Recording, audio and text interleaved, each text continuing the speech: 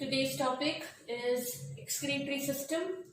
ये life processes का last point है और इसमें हमें ह्यूमन एक्सक्रीटरी सिस्टम को पढ़ना है और उसकी पूरी फंक्शनिंग को और उसकी स्ट्रक्चर को पढ़ना है. Now what is excretion? अगर हम इसका मीनिंग देखें तो हमारी बॉडी में एक्सक्रीशन का मतलब क्या है और हम यहाँ पर स्पेसिफिकली किस चीज को एक्सक्रीट आउट कर रहे हैं, क्योंकि हमारी बॉडी में बहुत सारे ऐसे प्रोडक्ट्स हैं जिनको हम अलग अलग तरीके से एक्सक्रीट आउट करते हैं. फॉर एग्जांपल CO2 जो हमारे रेस्पिरेशन के थ्रू बाहर जा रही है, लेकिन यहाँ पर जो एक्सक्रीशन की हम बात कर रहे हैं वो स्पेसिफिकली हम नाइट्रोजनस वेस्ट की बात कर रहे हैं जो डिफरेंट मेटाबॉलिज्म के वजह से जनरेट होते हैं.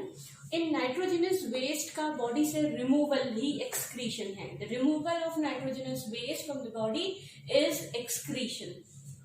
अब अलग अलग ऑर्गेनिजम्स में अलग अलग तरह से एक्सक्रीशन होता है. जो सिंपल ऑर्गेनिजम्स हैं जो यूनिसेलुलर है, फॉर एग्जांपल अमीबा, पैरामीशियम, ये सिंपल डिफ्यूजन मेथड का यूज करते हैं अपनी बॉडी से इन नाइट्रोजनस वेस्ट को एक्सक्रीट आउट करने के लिए. जैसे जैसे कॉम्प्लेक्सिटी बढ़ती चली जाती है, इस एक्सक्रीशन का नेचर भी चेंज होता चला जाता है. मल्टीसेलुलर ऑर्गेनिजम्स में स्पेसिफिक ऑर्गन्स हैं, स्पेसिफिक ऑर्गेनिक सिस्टम है जो इस एक्सक्रीशन को कंप्लीट आउट करेगा. अब हमारे पास में ये जो नाइट्रोजनस वेस्ट है इनका टेंडेंसी भी अलग अलग होता है. फॉर एग्जांपल जितने भी एक्वेटिक एनिमल्स हैं वहां पर क्योंकि पानी का अवेलेबिलिटी बहुत ज्यादा है तो वो इन नाइट्रोजनस वेस्ट को अमोनिया की फॉर्म में एक्सक्रीट करते हैं, क्योंकि अमोनिया के एक्सक्रीशन के लिए पानी की अवेलेबिलिटी बहुत ज्यादा चाहिए और जो कि उनके पास में अवेलेबल है. तो एक्वेटिक एनिमल्स अमोनिया की फॉर्म में इसका एक्सक्रीशन करेंगे and they are known as ammonotelic. जितने भी टेरेस्ट्रियल एनिमल्स हैं क्योंकि वहां पर पानी की अवेलेबिलिटी कम है तो उनमें ये नाइट्रोजनस वेस्ट यूरिक एसिड की फॉर्मेशन में जो सेमी सॉलिड फॉर्म में अपनी बॉडी से इसको एक्सक्रीट आउट करते हैं और they are known as uricotelic. Human beings में इसका सिक्रेशन यूरिया की फॉर्म में होता है and they are known as ureotelic. ये 3 टर्म्स हैं जो इसके साथ में एग्जाम्स में कई बार पूछ ली जाती हैं. Now the human excretory system specifically क्या हमारे एक्सक्रीटरी सिस्टम में इन्वॉल्व है, कौन कौन से ऑर्गन. तो सबसे पहले we have 1 pair of kidney जो कि हमारी एब्डोमिनल कैविटी में बैकबोन के दोनों तरफ सिचुएटेड होती हैं. दोनों लगभग एक दूसरे के पैरेलल नहीं होती हैं.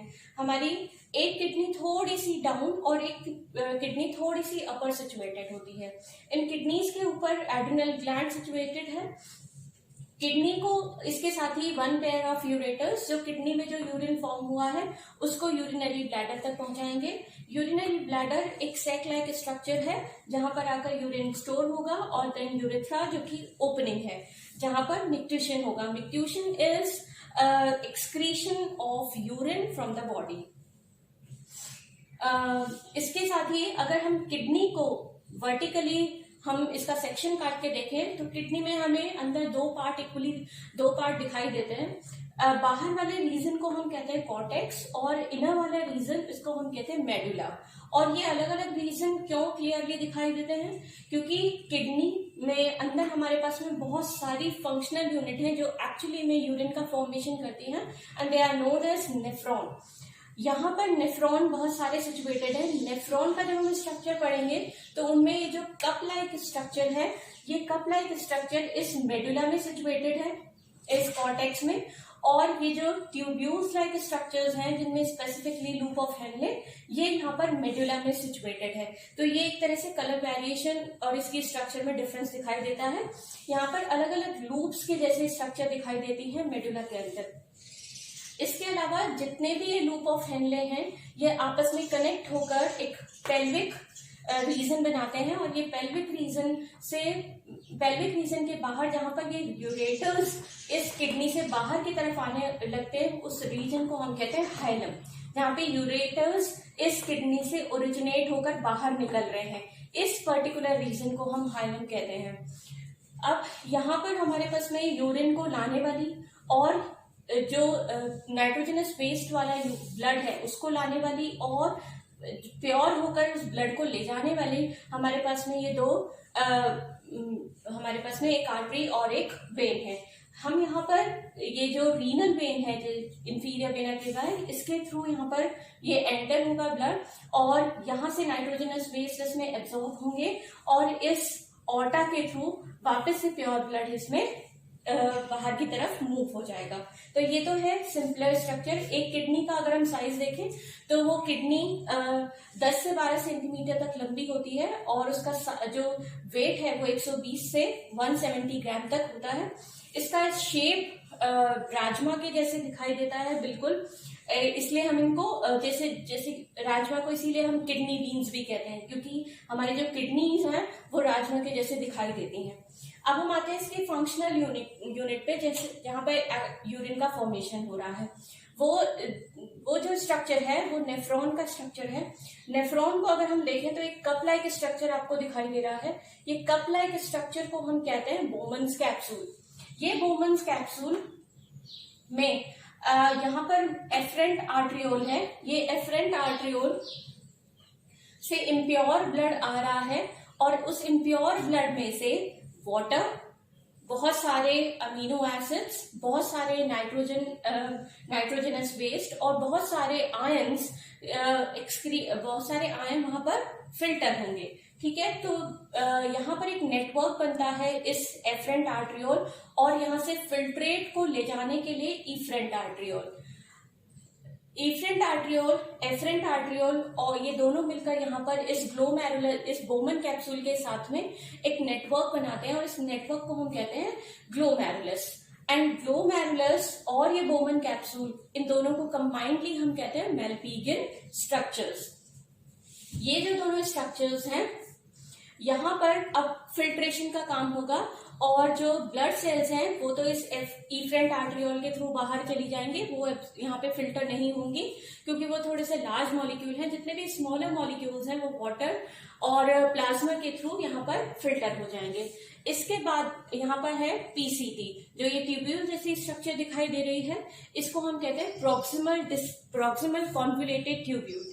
कॉन्वुलेटेड का मतलब है जिसमें बहुत सारी कॉइलिंग हो, ठीक है, और प्रॉक्सिमल का मतलब पास वाली।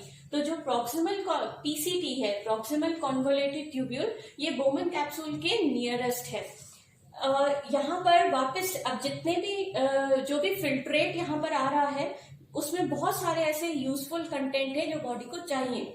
तो बहुत सारे आयंस और वाटर जो कि हमारी बॉडी के लिए काम में आएगा, वो यहाँ से रीएब्सॉर्ब होने लगता है। तो यूरिन के फॉर्मेशन को अगर हम डिवाइड करें उसके प्रोसेस को, तो हम 3 पार्ट में डिवाइड कर सकते हैं: फिल्ट्रेशन, रीएब्सॉर्प्शन एंड सिक्रेशन। तो ये जो पीसीटी है और loop of Henle and DCT, ये सब उन इंपॉर्टेंट आयंस को वापस से रीएब्सॉर्ब करने की कोशिश करते हैं, जिनका बॉडी आगे जाकर यूटिलाइज करेगी। और नेक्स्ट है हमारे पास में कलेक्टिंग डक्ट। कलेक्टिंग डक्ट में जितना भी एक्सेस वाटर है वो रीएब्सॉर्ब होगा। अब वाटर की जो क्वांटिटी है वो डिपेंड करता है एनवायरनमेंट के टेम्परेचर पर और हमारी बॉडी में वाटर के कंटेंट की अवेलेबिलिटी के बेसिस पे।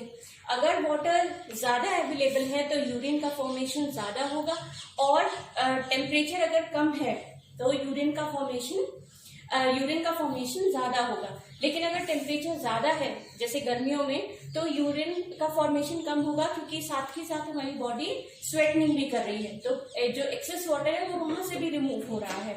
तो यहाँ पर कलेक्टिंग डक्ट में वाटर का रीएब्सॉर्प्शन हो रहा है। इस पूरे प्रोसेस को, यानी वाटर के रीएब्सॉर्प्शन को एक हार्मोन कंट्रोल करता है, that is ADH, anti diuretic hormone. अगर बॉडी में बहुत ज्यादा वाटर का कंटेंट कम है तो एडीएच का जो सीक्रेशन है वो इंक्रीज हो जाता है, और वो जाकर हमारी पिट्यूटरी ग्लैंड को ऑर्डर देता है कि वो एड्रिनल ग्लैंड है, वो पिट्यूटरी ग्लैंड इस एडीएच के सीक्रेशन को स्टार्ट करे ताकि रीएब्सॉर्प्शन को इंक्रीज किया जा सके। अगर वाटर की अवेलेबिलिटी ज्यादा है तो एडीएच का सीक्रेशन कम हो जाएगा ताकि इसके रीएब्सॉर्प्शन को थोड़ा सा कम किया जा सके। तो दैट वाज, और इसी के साथ में ही एक प्रोसेस है डायलिसिस का। अगर किडनी प्रॉपरली अपना फंक्शन नहीं कर रही होती हैं, तो बॉडी में जो ब्लड है इम्प्योर, वहां से नाइट्रोजनस वेस्ट को आर्टिफिशियल तरीके से बाहर निकाला जाता है, इसको प्योर किया जाता है और इस ब्लड को एक फिल्ट्रेट में से पास ऑन किया जाता है, वहां से नाइट्रोजनस वेस्ट एब्जॉर्ब हो जाते हैं और जो प्योर ब्लड है वो वापस से बॉडी में ट्रांसफर कर दिया जाता है। तो इस प्रोसेस को हम डायलिसिस कहते हैं। ये पूरा एक्सक्रीशन है और इसी के साथ ये चैप्टर हमारा यहाँ पे फिनिश होता है। Thank you and have a nice day.